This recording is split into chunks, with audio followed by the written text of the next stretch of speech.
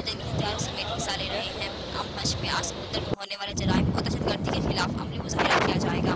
وزیر اعظم نواز شریف آج امن مشقوں کا مشاہدہ اپنے خیالات کا اظہار کریں گے. بحری فوجی مشقوں میں شرکت کرنے والے اہم ممالک میں امریکہ، روس، چین اور ترکی شامل ہیں. گزشتہ روز پاک بحریہ کی امن مشق 2017 کا دوسرا مرحلہ شروع ہوا تھا. امن مشق 2017 کا دوسرا مرحلہ سمندری مشقوں پر مشتمل ہے، جس میں 9 ممالک کے بحری جہاز، ہیلی کاپٹر، طیارے اور اسپیشل فورسز نے حصہ لیا.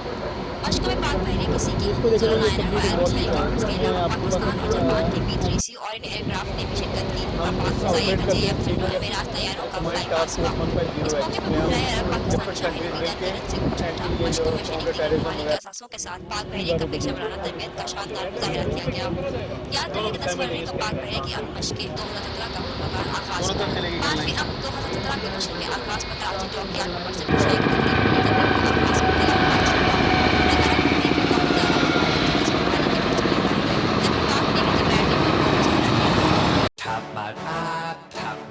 لائیو PSL میچز دیکھیے HD میں tapmat.com پر اور download the app. To order our TV boxes, call 021 351 55511.